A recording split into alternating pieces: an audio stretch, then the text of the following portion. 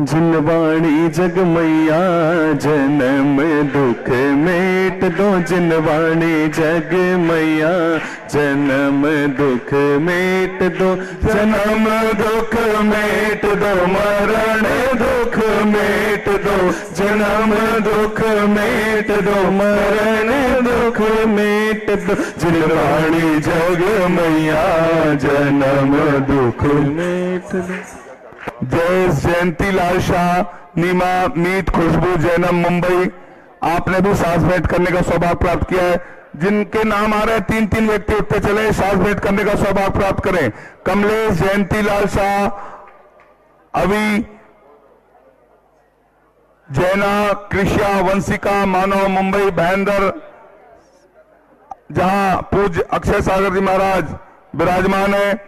आपके शाह परिवार ने वहां पर मंदिर बनाने का सौभाग्य लिया, जिसके लिए भी जमीन भी उन्होंने खरीद ली। तालियां बजाकर अनुमोदन न कर दे, ऐसा परिवार आज सांस भेंट का सौभाग्य प्राप्त कर रहा है। ताराबेन, जयंतीलाल शाह परिवार, धर्मेंद्र, जयेश, कमलेश, नैना शाह परिवार मुंबई, आपने पुनः चौथा सांस भेंट करने का सौभाग्य प्राप्त किया, बहुत बहुत बधाइयां। इसके पश्चात मैं आमंत्रित कर रहा हूं शिखर संजी जैन, इंदिरा जैन, तिलक विपिन, विनीता जैन, नितिन जैन, विशाल परिवार अलवर से। आपने प्रतिभा स्थली की एक छात्रा को गोद लेने के लिए 51,000 रुपए की स्वीकृति दी है। किशनगढ़ राजस्थान से आपने 11,000 के माध्यम से क्षेत्र को सहयोग दिया, श्रीफल भेंट करने का सौभाग्य प्राप्त करें। संतोष जी जैन, अनिमेश जी जैन भोपाल, आपने भी एक चंद्रशिला के माध्यम से श्रीफल भेंट करने का। श्रीफल वाले नीचे से आएंगे। आदिनाथ ग्रुप आष्ठा जावर से पधारे हैं, आप पूरे एक बस भरकर यहां आए हैं आचार्य भगवान के दर्शन के लिए। तालियां बजाकर अनुमोदना छत्तीसगढ़ के इस तीर्थ पर। विजय कुमार, प्रमोद जी बाकलीवाल, संतोष जी सिल्वर, अंकित जी बड़जात्या, आपने 11,000 के माध्यम से श्रीफल भेंट करने का सौभाग्य प्राप्त किया। जितने नाम हमारे पास आए थे, हमने सभी के नामों को समावेश करने का प्रयास किया है और आचार्य भगवान की सामूहिक पूजन करने का सौभाग्य हम सभी को प्राप्त होता है।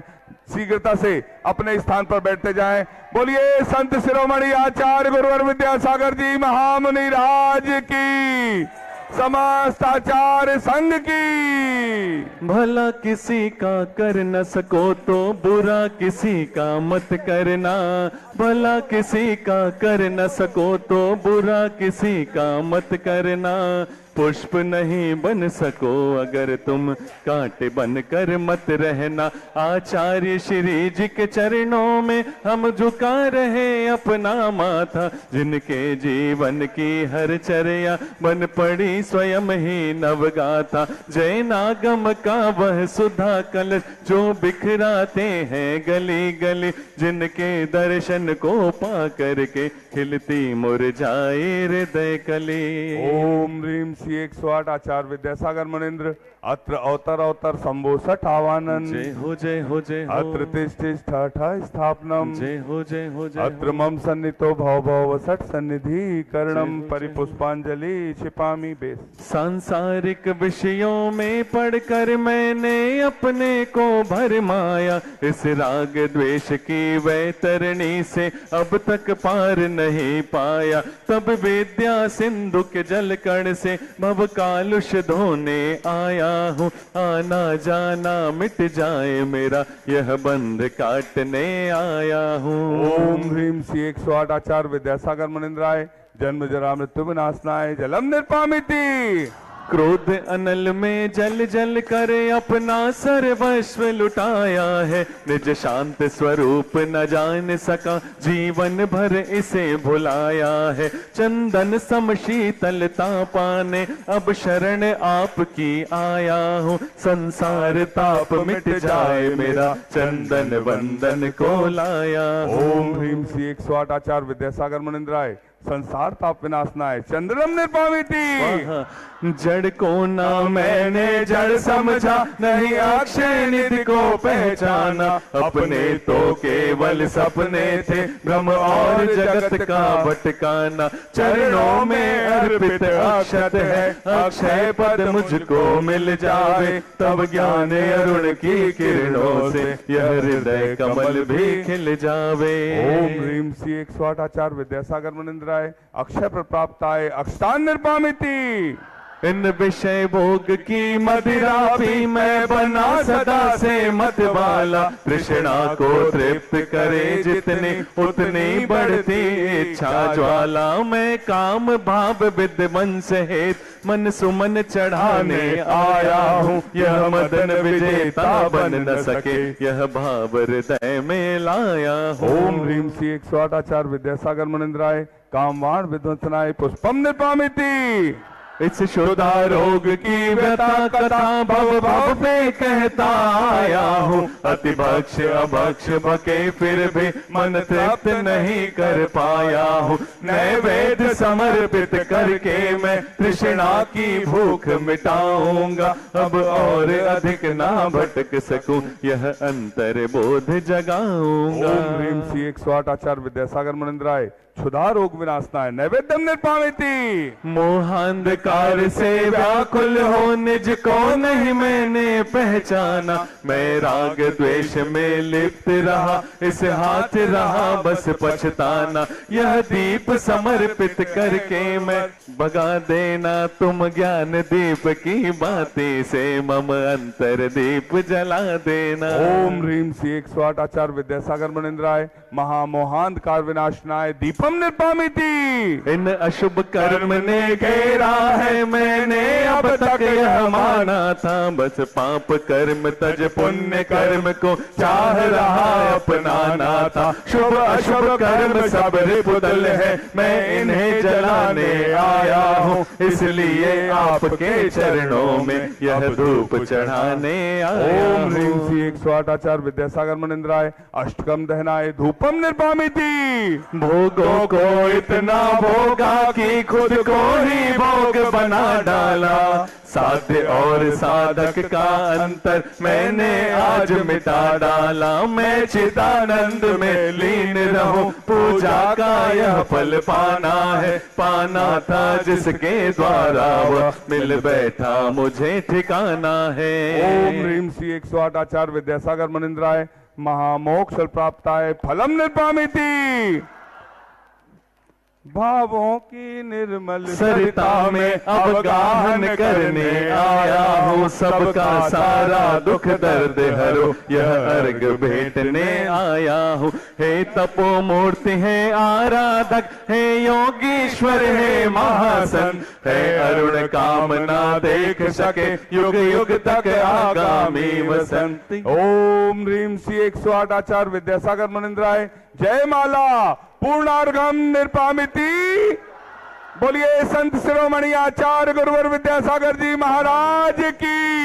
आओ बाबा पधारो बाबा, आओ बाबा पधारो बाबा, आओ आओ बाबा पधारो बाबा, आओ बाबा पधारो बाबा, आओ बाबा पधारो बाबा, आओ बाबा पधारो बाबा।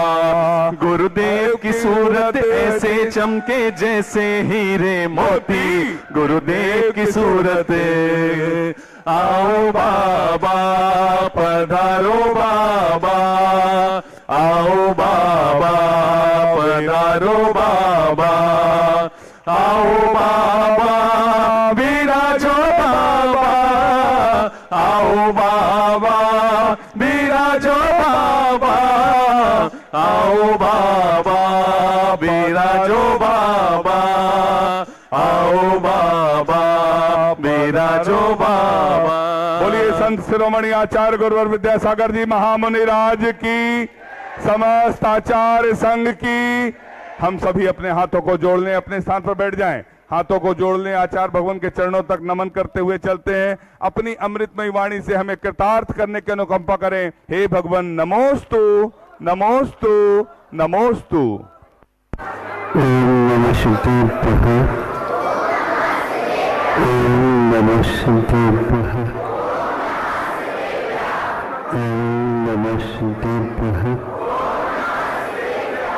अहिंसा परमो धर्म की, आचार्य गुरुवर श्री कुंद भगवान की, आचार्य गुरुवर श्री ज्ञान सागर मुनि महाराज,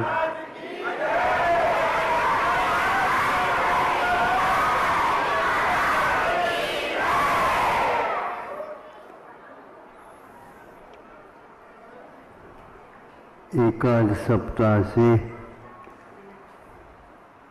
भिन्न भिन्न स्वर्ग और अहमिंद्रों के विषय में आप लोगों के सामने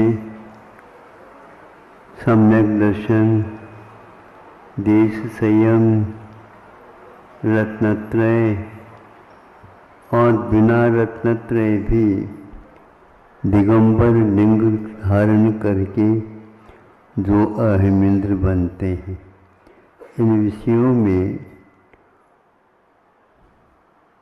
तारतम्य कैसा है, कौन से गति के जीव इस प्रकार के होते हैं, यह आप लोगों को संक्षिप्त से बताया। एक आध विषय और जुड़ जाए इसके साथ तो वह यह है, जब बात समझ में आ जाती है, बात का अर्थ शब्द, अब शब्दों में अर्थ हुआ करते हैं, अर्थ सार्थक जब समझ में आ जाता है तब उसकी दृष्टि अंतर्दृष्टि हो जाती है और कषाय प्रणाली भी एक प्रकार से वह मुड़ने लग जाती है। जब आप अपनी गाड़ी को मोड़ना चाहते हैं तो स्थान की कमी होती है, तो धीरे धीरे रिवर्स में गाड़ी ले लेते हैं और सामने से पीछे की ओर जब जाती है तो खिड़की में से वह बाहर देखता हुआ एक हाथ से उस गाड़ी को संभालते हैं और जो ही अपनी गाड़ी मुड़ने योग्य स्थान मिल जाता है तो उसको पूर्णतः विपरीत दिशा में कर लेता है और वह गंतव्य तक पहुंच जाता है। आप लोगों को भी अब चाहिए, किंतु जब रिवर्स में गाड़ी होती है बड़ी सावधानी की आवश्यकता पड़ती है। उसमें आप लोगों को ये भी ध्यान देना पड़ता है, अब तीव्र गति से यहाँ पर कोई प्रयोजन नहीं है, किंतु मंदी गति से ही आप उसको पूर्ण कर लेते हैं। उसी प्रकार अंतर्दृष्टि का अर्थ भी होता है। जब अंतर्दृष्टि होती है तो फिर तीव्र गति नहीं होती और कोई विशेष गति की वांछा भी नहीं होती। इच्छा यह रहती है, ये तो सब फालतू एकदम तो नहीं है, लेकिन फिर भी मोक्ष मार्ग में इनका इतना संग्रह आवश्यक नहीं है। जितना संग्रह करना आवश्यक है उतना कर लिया। संग्रह का भी अर्थ थोड़ा समझ लिए। जब संग्रह किया हुआ खर्च होने लग जाता है तो लगता है कि देखो इतनी तो कोशिश की, संग्रह किया, अब जो है एक प्रकार से संग्रह किए हुए परिग्रह को ग्रहण लग गया। ग्रहण समझते हो? अब तो सूर्य को भी छुप जाने की बात होती है। आत्म तत्व निढाल होता है और उसको कुछ समझ में नहीं आता। तो अब एक सिंह को समझ में आ गया, उसने संकल्प ले लिया, मुझे अब कोई कुछ भी खिला दे मैं नहीं खाऊंगा, और वह भी मैं जंगल जाकर के खा कर के भी नहीं आऊंगा। और वह एक स्थान पर बैठ जाता है।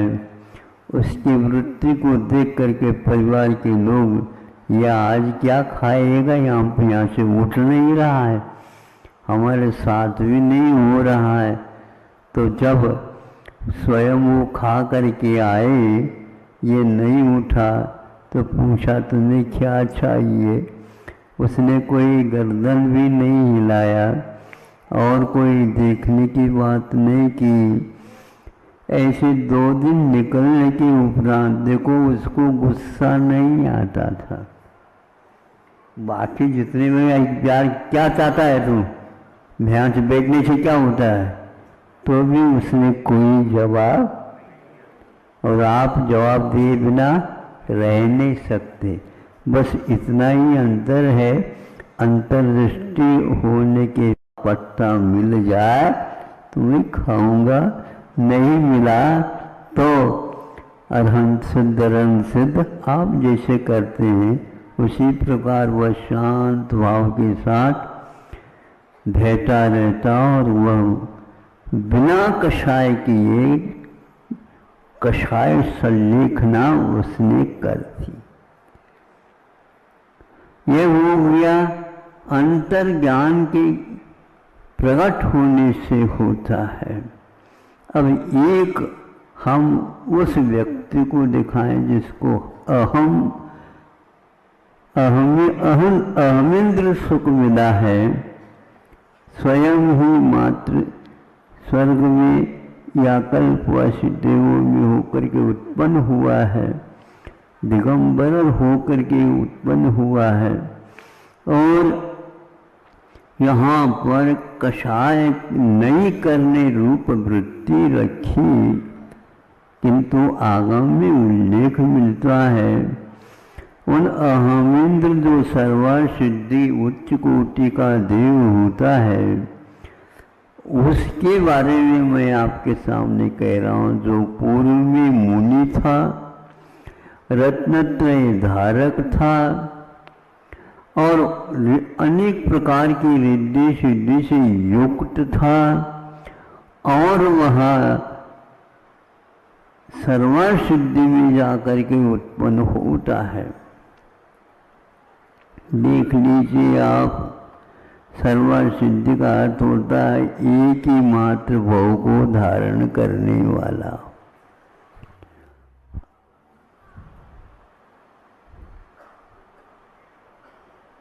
और वहाँ पर उत्पन्न हुआ है, एक भाव के बाद मुक्त होना ये निश्चित हो चुका है, और अतीत काल में वह रत्नत्रय की आराधना की है, ये भी उसे अवधि ज्ञान से ज्ञात हुआ है।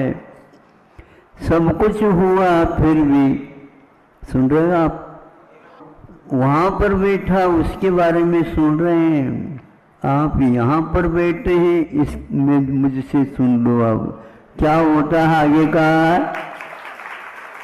आगे का यह होता है, उसको अतीत की कुछ घटना व्यतीत हुई थी, वह स्मरण में आते ही उसकी आंखों में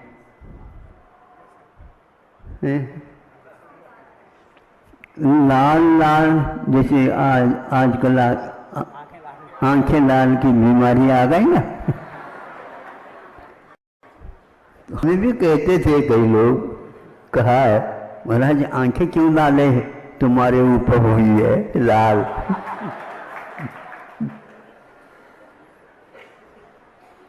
सब लोगों के लिए पूछो, वही बात हमारे लिए पूछने की क्या आवश्यकता।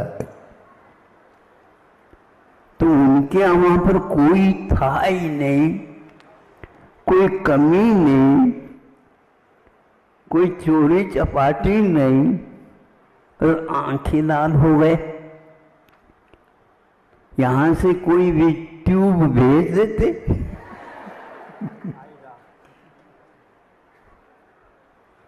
नहीं, दांते भी थोड़े थोड़े कटकटाने लगे। वहां पर वैसे दांत नहीं होते, होंठ तो होते हैं ना, होंठों को चबाने लगाओ। आंखें लाल हो गई, नाक की नथुनी भी नाचने लगी, कपोल जो है वो भी हिलने लगे। और मन की क्या बात है, जिसके ऊपर उसको गुस्सा आया था, वह एक प्रकार से सक्रिय हो जाता है।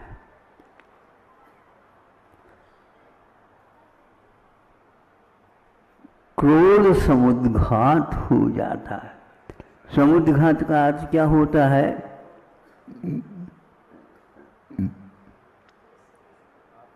जिसके ऊपर प्रतिकूलता होने के कारण हमें गुस्सा आया है, उसको सीधा करने के लिए कुछ प्रक्रिया चलती है। सीधा का अर्थ इतना ही है, वह प्रतिशोध भाव उमड़ने लग जाता है। रत्नत्रय याद नहीं आया उसको, अगले भाव में निश्चित है मुक्त होना है।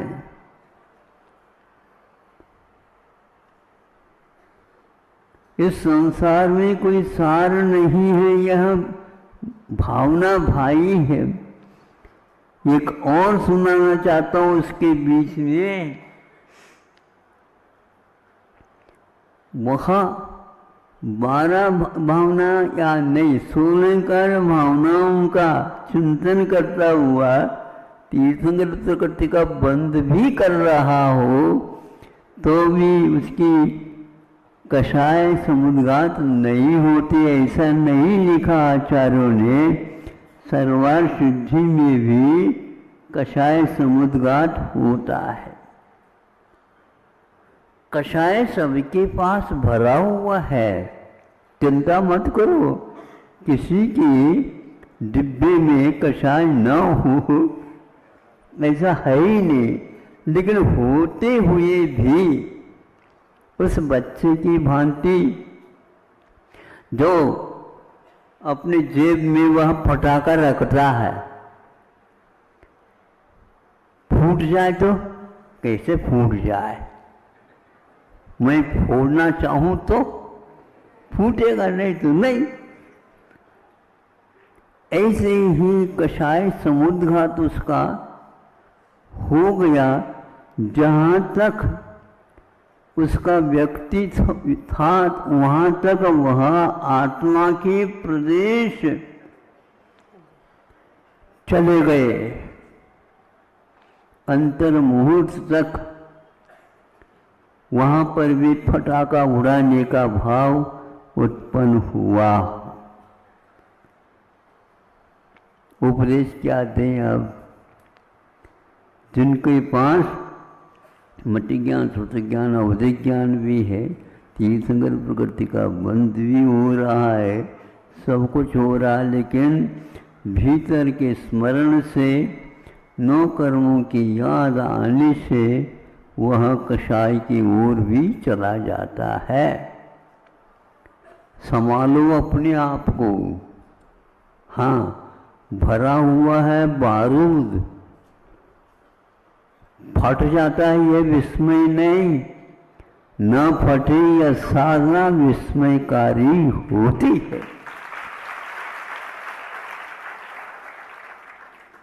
बैठे बैठे भी उनसे भी उत्तम भाव हम कर सकते हैं, क्योंकि वह असंयम में हैं और हम संयम की मार्गना में हैं।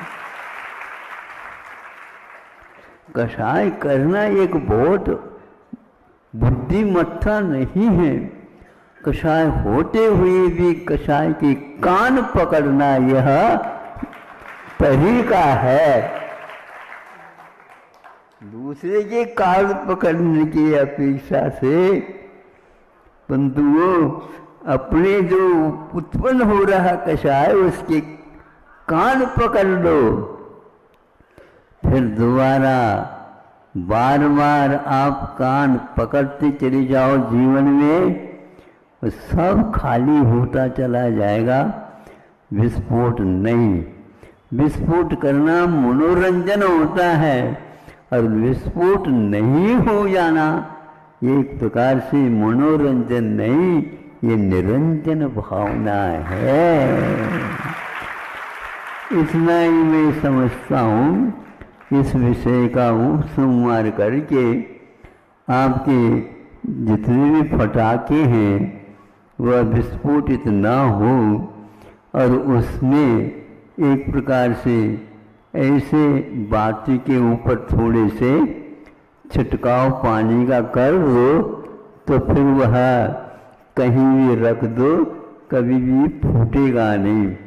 ऐसी साधना भगवान हम अपने जीवन में कर सके, भावना तो कर सकते हैं। हो नहीं रह पा रहा ये बात अलग है, लेकिन अंतर्दृष्टि की दृष्टि से ये ज्ञात हो गया मैं हित के कारण को अपना रहा हूँ क्या अहित के कारण। अहित के कारण को हटाते हुए हित के कारणों को संग्रहित करते हुए आप चलिए, आपका मोक्ष मार्ग सुरक्षित हो। अहिंसा परमो धर्म की। ओम नमः सिद्धेभ्यः। ओम नमः सिद्धेभ्यः। अहिंसा परमो धर्म की। आचार्य गुरुवर श्री कुंद कुंद भगवान की। आचार्य गुरुवर श्री ज्ञान सागर मुनि महाराज की।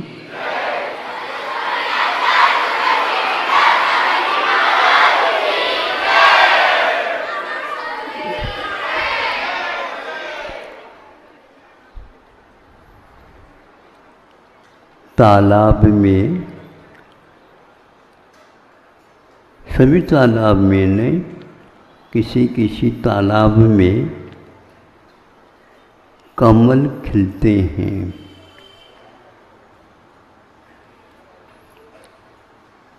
इसका नाम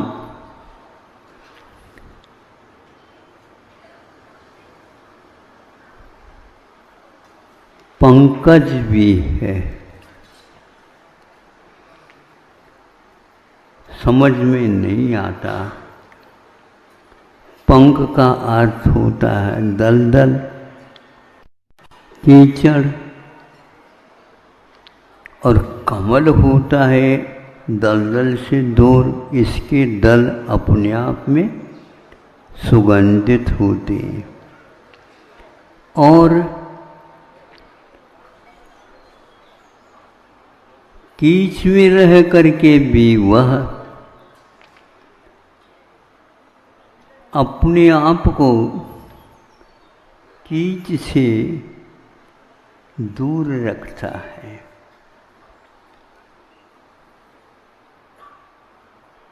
यह एक बहुत अच्छा उदाहरण है दौलत राम ने जी दिया।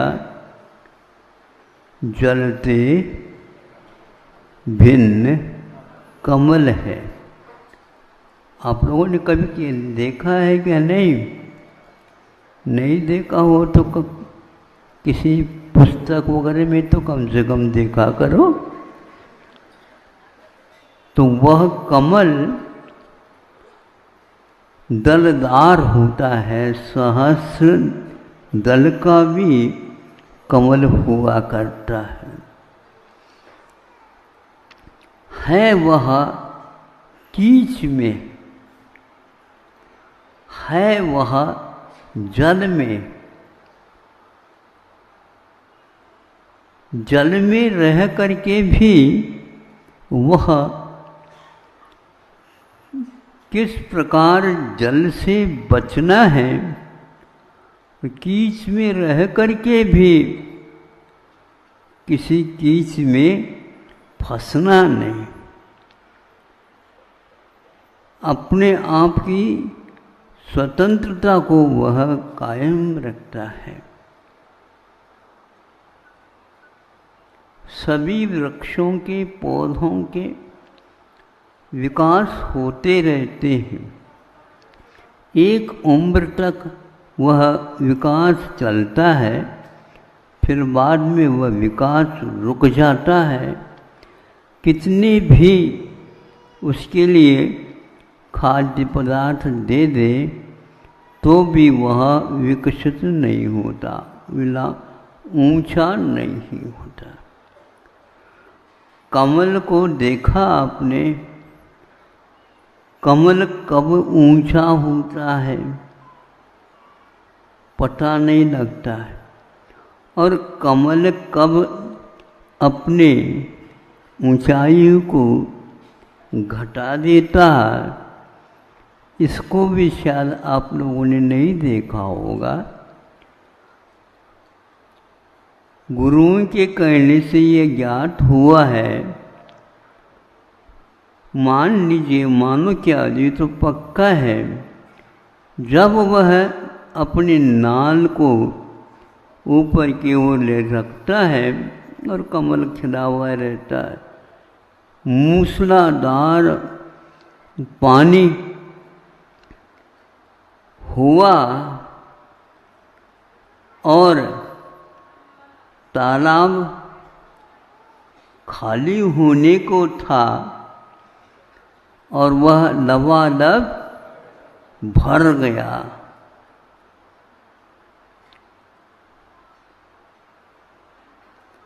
तालाब भी बढ़ गया, ऊंचा हो गया, जल बढ़ गया। अब कमल का क्या होगा? कम से कम भी मान लो 8-10 फीट पानी भर गया तालाब में, तो नीचे रहेगा वो कमल, डूब जाएगा। जलते भिन्न कमल है, वो भिन्न ही रहेगा। भिन्न है, ठीक है, लेकिन नीचे दब गया वो, ध्यान रखो। सुबह की देरी है, रात में कमल बंद होता है और सूर्य प्रकाश होते ही वह खिल जाता है।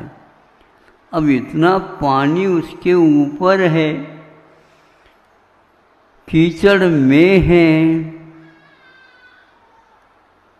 अब क्या होगा? सुबह जाकर के देखा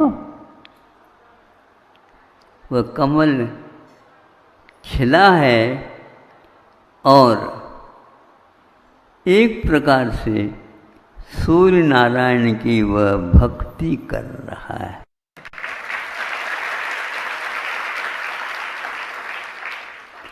आप भी ताली बजा करके भक्ति तो करते हैं।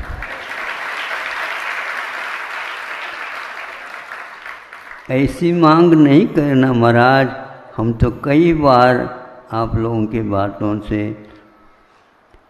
तालियां बजाई, एक आध बार हमारे बारे में भी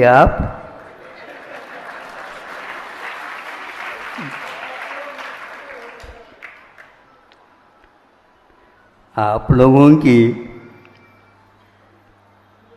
प्रकृति को देख करके कई बार हम प्रसन्न भी होते हैं और कई बार क्या करते हैं, थोड़े से नीचे देखने लग जाते हैं। प्रसन्न होते हैं ये हमारे आप लोगों के लिए तालियां हैं।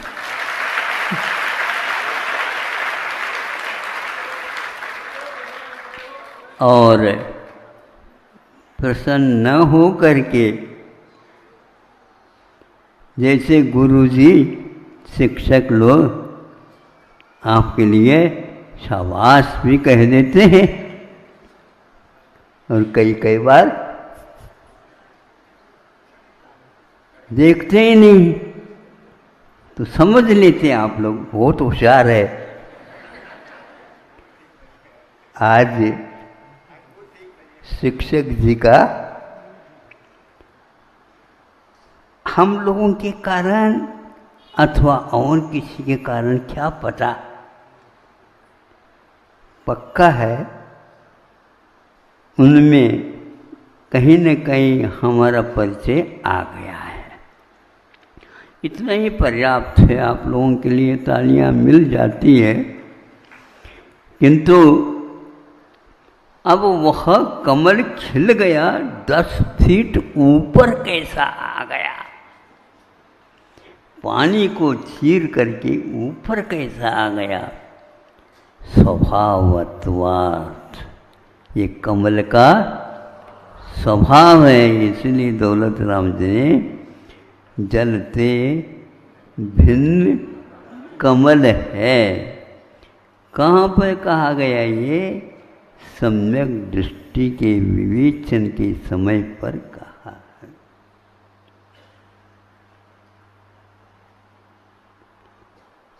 अब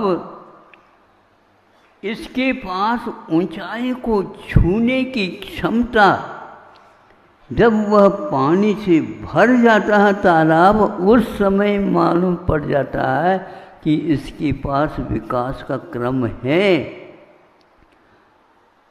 वो ज़्यादा नहीं कम नहीं, स्वभाव के अनुसार ही अवसर के अनुसार ही वह खिलता है, तो उसकी नाल पुनः ऊपर तक आ जाती। या तो वह नाल नीचे कुंडली मान करके बैठी हो, यदि नहीं बैठी है तो आप सोच लो, अब कुंडली मार करके मत बैठो, जाने की तैयारी है।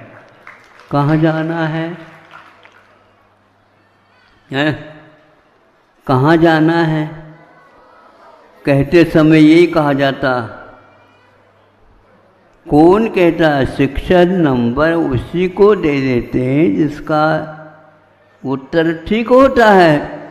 उसी प्रकार ऊपर जाना है, ये उन्हीं व्यक्तियों के लिए है जिनके नंबर अच्छे हैं। बाकी अन्य फूलों की भांति कमल को भी नीचे जाना पड़ेगा, लेकिन कमल नहीं गया, बाकी जितने भी फूल हैं वह गिर जाते हैं और अपनी उम्र पूर्ण कर लेते हैं।